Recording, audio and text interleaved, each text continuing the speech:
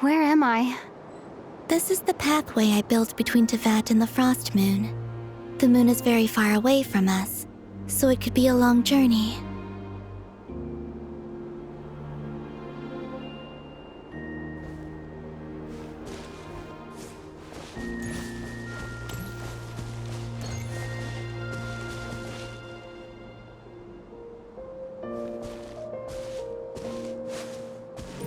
After I obtained the Trilunar Authority, I unwittingly saw past events from many of my friends' lives.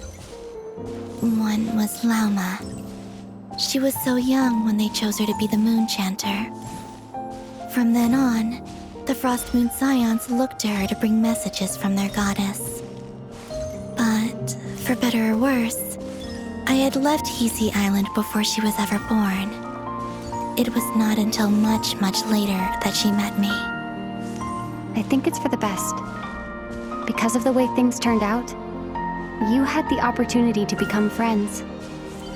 You're right. In that sense, I think we were both very lucky.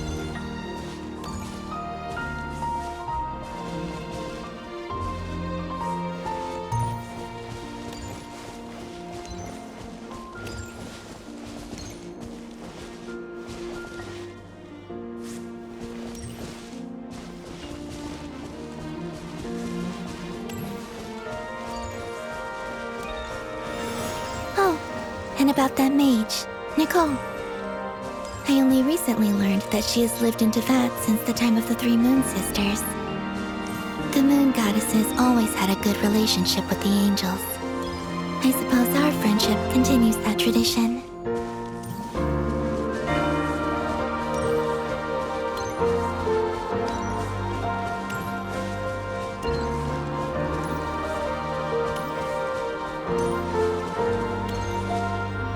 And then, there's Sandrone. I never knew that much about her, beyond the fact that she was created by someone called the Lord Artificer. She, too, suffered for a long time before joining the Fatui.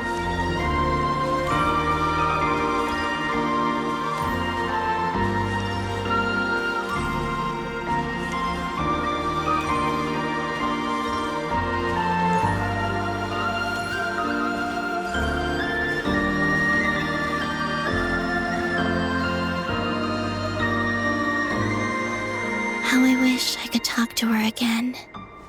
Even if only to hear her say nasty things to me.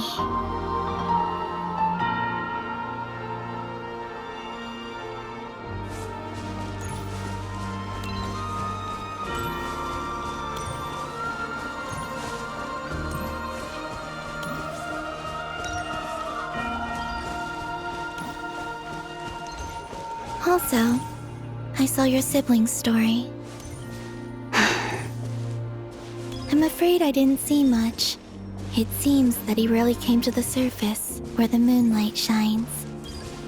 But I did notice that back when you first set out on your journey, he would often appear nearby, gazing at you from afar with a guilty look in his eyes.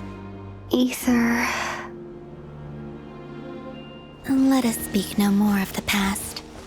I probably shouldn't reveal so much about my friends. It's not my place.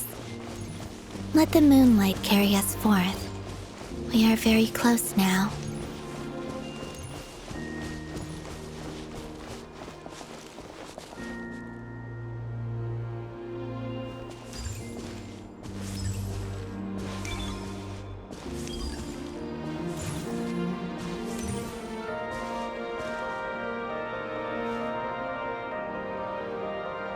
After this, I'd like to bring some Kuhenki to the moon as well. If they're willing, of course. What about your other friends? Will you bring them to visit too? Certainly. But I'll need to tidy the place up first. This home hasn't received any guests in a long, long time.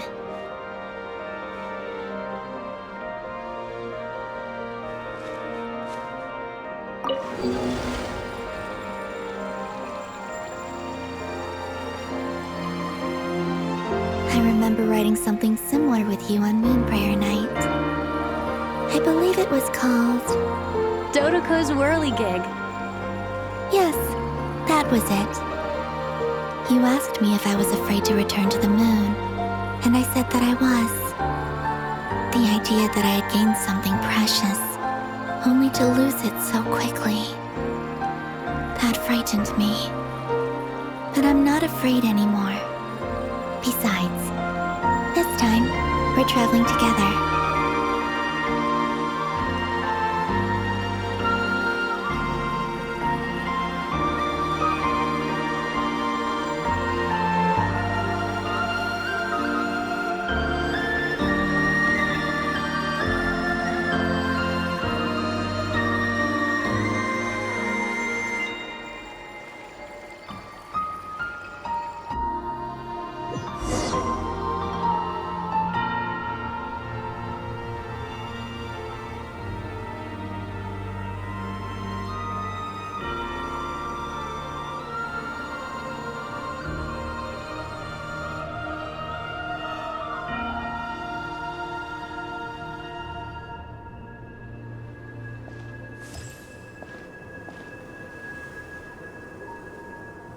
We're here.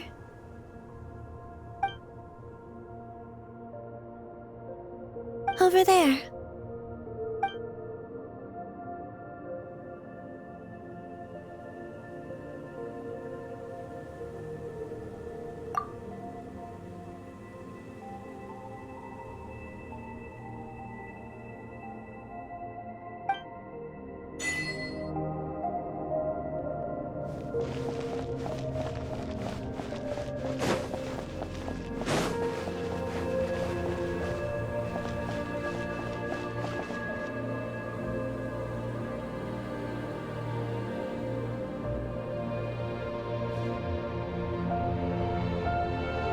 Our spaceship. It's huge. I suppose that the moon is the only place one could hide it. It'll be all right. Huh? The way you feel in this moment, I went through it too, on Moon Prayer Night. The door was right in front of me, but I struggled to find the courage to step through. Solitude for me once meant living a life in which even I was absent. Before I met you, that was the only life I knew. But that night, solitude meant throwing away the life I had gained after meeting all of you.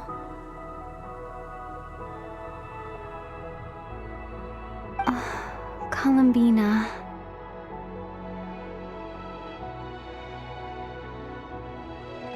Go. Retrieve the part of your life that was once lost. Trust me, you will lose nothing by doing so.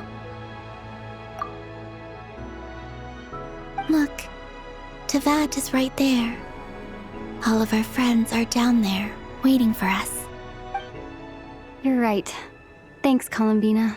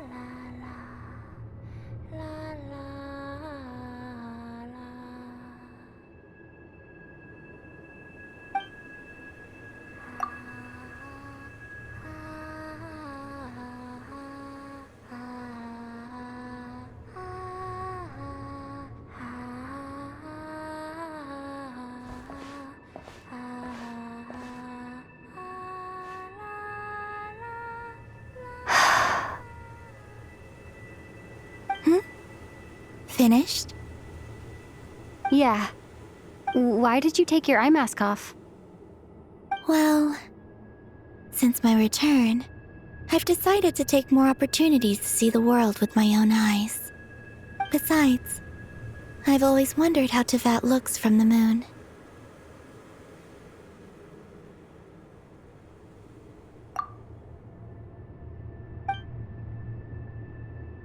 And what do you think? It's beautiful. I could spend a whole day here just gazing at it. What about you? What do you think of the truth you found? I haven't looked at another person's expression in a long time, but I think yours is saying it was neither good nor bad. Keep this up, and it won't be long before you give Nefer a run for her money. Oh, I don't think that's going to happen. I'm much more used to sensing what's going on around me with Kuvaki.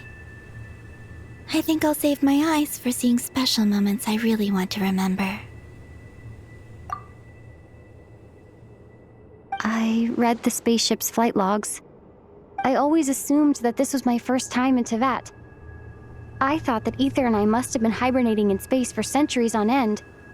But the logs show that our spaceship flew over the skies of Tevat once before. A long, long time ago. Flew over? So you didn't land? No. The ship barely came to a stop before flying on again. After that, it continued traveling through space for a long time. Some of the data is corrupted, but I suspect that it kept flying for thousands of years. It was only after that that the ship made a forced landing in Krai. When Ether found me, he came from outside the ship. Could this mean that he left the ship long before I did? Maybe even during our first pass over Tevat? Are you alright? Yes. I can feel that the truth is coming together, one small piece at a time. I remember Ether telling me that when he first arrived in Conria, he could not recall the past. So this might be something that even he doesn't know. Here, I made some space for you. Your mind must be racing, and this seems like the perfect place to relax and clear your head. Oh, wait, there's one more thing. What is it? Wait here a moment.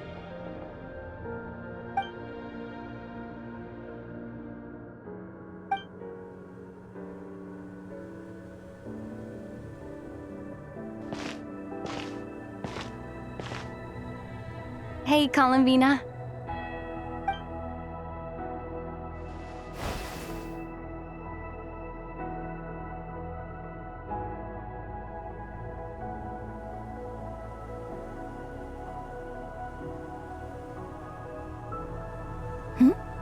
Is that a new outfit? An old one, technically. It's been in a cabinet inside the ship this whole time. It's a matching pair with Ether's. He always liked this set more. I don't think there's a huge difference. Really? Yes, it's still the same you. You're the same person, no matter what clothes you wear. Only Columbina would make an observation like that. Traveler, do you consider Tevat your home? Home is wherever Ether is. But then, after all the time I've spent here and everything I've been through, yes, I'd say it's my home. Would you change your answer if Tevat changed appearance? I mean, if the truth about Tevat turned out to be different than what you thought. I don't know. But I don't think so. The truth is not what matters most to me about Tevat. When I was first born, I longed for a home. And when you get something before you're mature enough to understand the world, you just take it at face value. I thought that a home was a transaction. You give me what I want, and I'll do the same for you. But you and your friends taught me what a true home should look like. You never asked for anything, yet you gave so generously to me. That's because your friendship matters to us.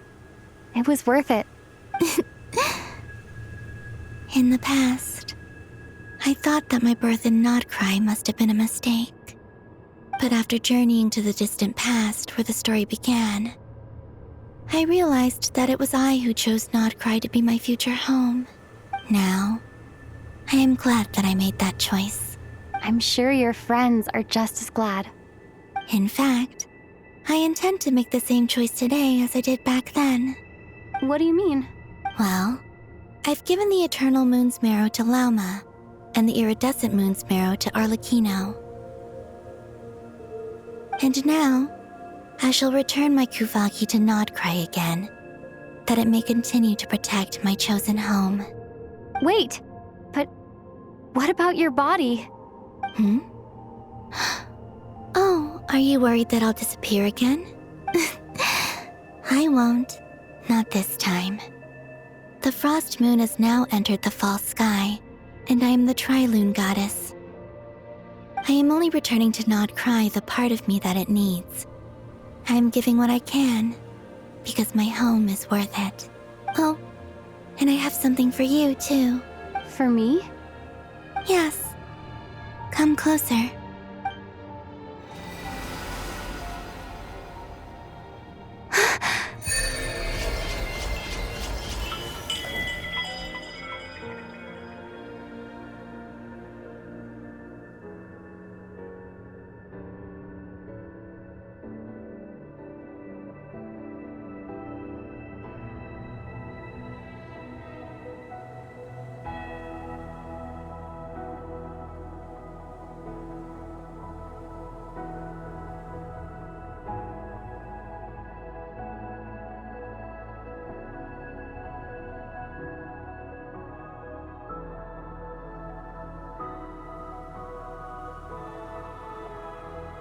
What was that? I lifted some of the restrictions this world placed on you. I trust this will help in your future adventures. My power. It feels like it's grown. I can use the elements more freely now. Thank you. This will be a great help. You're welcome. I see you as family, and after everything you've done for me, In fact, no. It's not because I owe you. It's because you're worth it. Here, this flower is for you.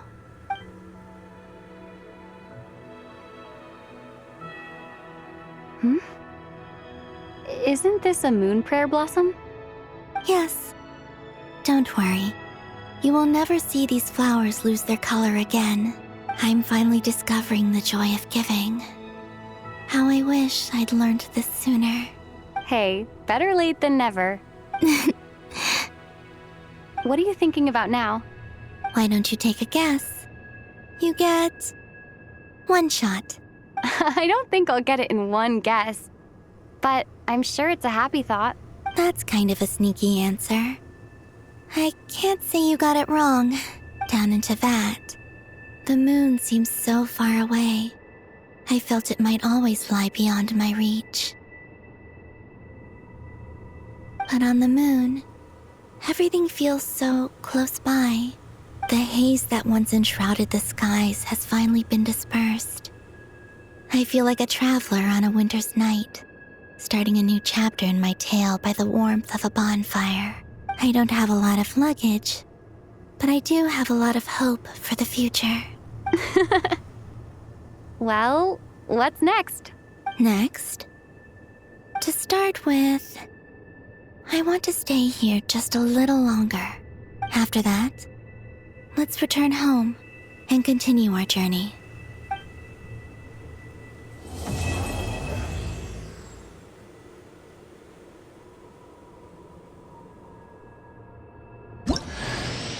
These clothes bring back so many memories.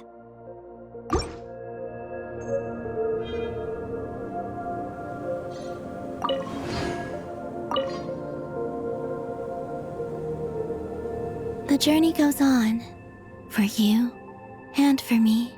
Like I said, this is not the end. I don't believe there has to be an ending. Oh, is that your next destination?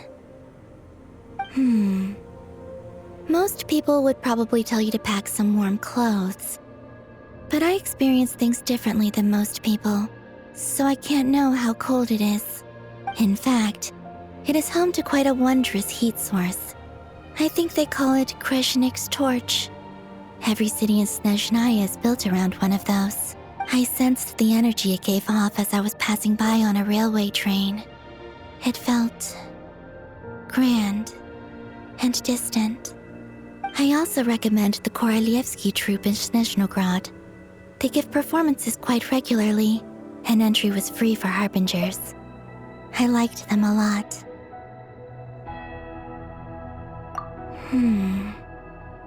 Ice cold and sharp. Crystal clear in some ways, yet profoundly unfathomable in others. Like the thick layer of ice on top of a frozen lake. That's just the impression that Tsaritsa gives me. I was never able to glimpse what truly lies beneath that icy exterior. In fact, I don't think the people of Snezhnaya even know what kind of power their god wields. Maybe that's because the Tsaritsa herself has never acknowledged, nor accepted that power. There's Regrator, the Rooster, and the Jester. Between them, they control a lot of what happens in Snezhnaya, but I can never wrap my head around how exactly power is split between them. I just know they are each responsible for many specific domains. I noticed that the Rooster and Regrator often appear to get along on the surface, while working against each other in secret. And theirs is not a friendly rivalry. But I wasn't particularly interested, so I tended to keep my distance. Now that I think about it, the term Mistelton often seemed to come up in connection with Project Stuja. Once things settle down in Krai, I'd like to explore the world beyond Snezhnaya. You've told me so many stories about the other places you've been to, and all the friends you've made there. I'm curious to visit those nations and see them for myself. It would also help me learn more about the journey that has made you into the person you are today. Okay. As you continue on your journey, don't forget to gaze up at the moon once in a while. It is, after all, no longer an illusion. It shall cast down its true moonlight, connecting us in truth.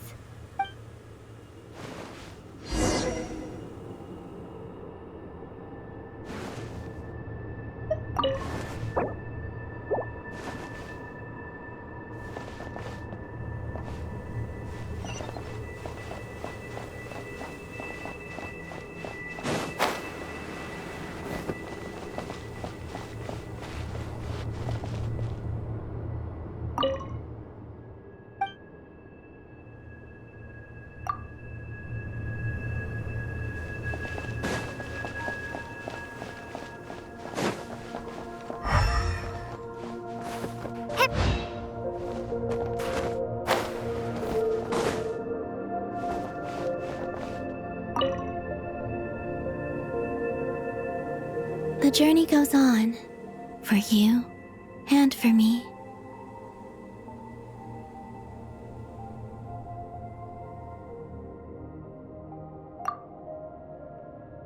Like I said, this is not the end. I don't believe there has to be an ending. Okay. As you continue on your journey, don't forget to gaze up at the moon once in a while. It is, after all, no longer an illusion.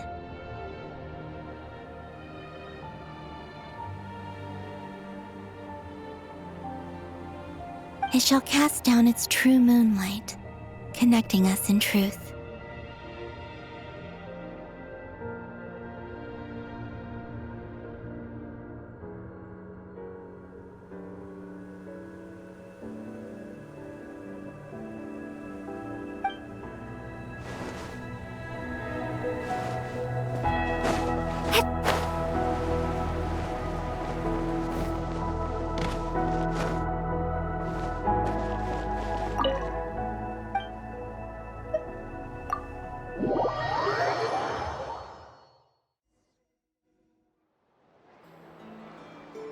To Jean, Acting Grand Master of the Knights of Favonius. Ugh, this preamble is such a pain to write. It's probably high time we got rid of this acting business. I trust that Dern has updated you all on recent events. Hope we didn't worry you too much. The good news is, we managed to come together and put a stop to the Doctor's evil schemes. With that, I think it's safe to say that Krai is finally out of the woods. As for the Fatui, not counting the Damselette, aka the Moon Goddess, who has left their organization, we found ourselves allied in this instance with both the Knave and Marionette. May she rest in peace. As ever, we find ourselves better off for making friends rather than enemies. But until we can ascertain the Tsaritsa's true intentions, the future remains uncertain. In a short while... Wait. How am I meant to surprise everyone if I tell them in the letter that I'm heading home? Well, that would be a huge waste. Okay, got it. I will begin sending the expeditionary team back home in waves. I'm sure they'll be able to answer any questions you still have. I hope they won't gloss over the details of my many heroic deeds. But if they do, I'm sure it'll be because they're just too exhausted from the long journey. I think of Mondstadt daily. Please give everyone my best regards. P.S. The honorary knight went above and beyond this time. Are there any other honors we can give her? I'll leave it with you. P.P.S. Please be extra nice to Klee for the foreseeable future. I cashed in on the last favor that the Hexen Circle owed us, so we need to earn some more goodwill. If there's any serious problems, feel free to stick me in solitary confinement when I get back. I'll do the time for her. Whew. And that, as they say, is all she wrote. End of an era. And with the moon shining down brighter than ever, I think everyone is going to sleep well tonight.